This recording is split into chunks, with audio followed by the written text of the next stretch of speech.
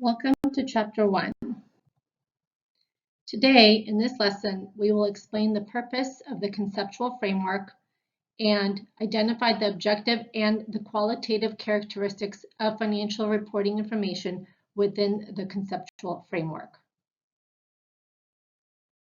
The conceptual framework provides the foundation for financial reporting. Although it's not GAAP itself, it ensures that accounting rules are consistent and cohesive. FASB introduced a conceptual framework to improve standard setting and financial reporting by offering a structured approach. You can think of the conceptual framework as the accounting constitution. Right here, accounting constitution.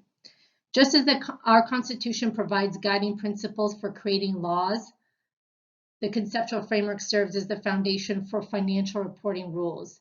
It dictates which transactions should be accounted for, how to measure the transaction, meaning how much should they be on the financials, like what amount, and how to summarize and communicate them in the financials, whether just if they need disclosure, if they need additional notes or not. The conceptual framework is disseminated by the FASB through what's called statements of financial accounting concepts.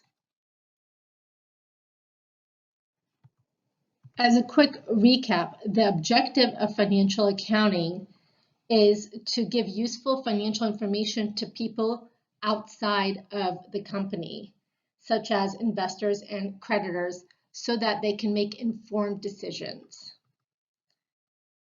There are three main parts to the conceptual framework.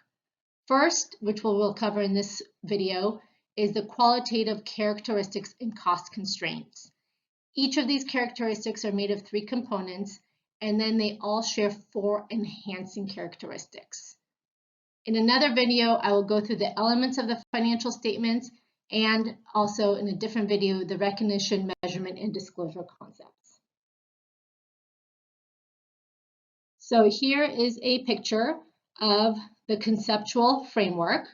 As we can see, here's the objective, and these are the three characteristics: the qualitative, the elements, and recognition, measurement, disclosure.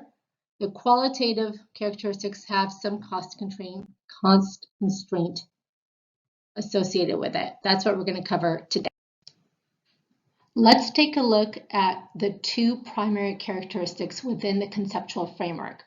The first one is going to be relevance, and the second is financial representation. Relevance ensures that financial information influences the decision-making for the investors and creditors. If it does not, then it lacks relevance. Relevant information also helps forecast future outcomes for the company. Relevance have three subcomponents for it, meaning they have three subcomponents associated with relevance. The first is the predictive value, meaning the past trends help forecast future performance. For example, when evaluating a company's financial health, past trends in profitability can be used as a prediction for future growth. Confirmatory value means it validates the previous expectations. So, for example, a company with consistent profit growth helps investors predict future earnings. Another factor in relevance is materiality, which considers the significance of the financial data that is presented. It will determine if the financial detail is significant enough to impact decision. Its importance really depends on the context and the scale of a specific transaction. For instance, a minor accounting error may be negligible for a large corporation, but the same amount, let's just say it's $10,000 for a multi-billion-dollar company, is negligible, but $10,000 for a mom and pop shop would be very critical, very material. In everyday choices, materiality varies based on individual priorities. The other qualitative characteristic is faithful representation, and that also has three subcomponents. Faithful representation ensures that the reported figures accurately reflect what is actually happening. They accurately reflect reality. So, for instance, if inventory is recorded at a specific value, that amount should truly exist. For information to be faithfully represented, it must have three components. It must be neutral. It must be neutral, meaning that it does not favor one party over another. It must be complete, ensuring that all essential details are included. And it must be free from, this should say material error, not just free from error.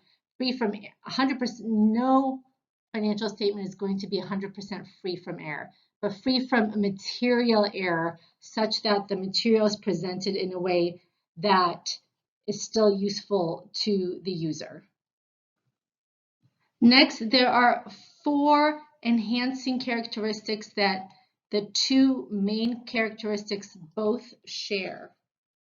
They are comparability and consistency, verifiability, timeliness, and understandability. Comparability allows users to value financial performance across periods and companies. It makes you able to compare apples to apples. Consistency in accounting methods strengthens this characteristic. Verifiability ensures that the independent analysts arrive at the same conclusion when reviewing the same financial data. Timeliness ensures that information is available when needed. In today's fast-paced world and markets, a delay in having timely information can really impact investment decision. And understandability means that the financial reports must be clear and accessible to users, allowing them to interpret the information easily and effectively.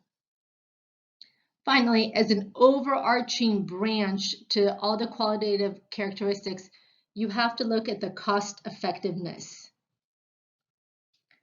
While providing the accurate and timely financial information is essential, companies must also balance that benefit with the cost of generating the reports.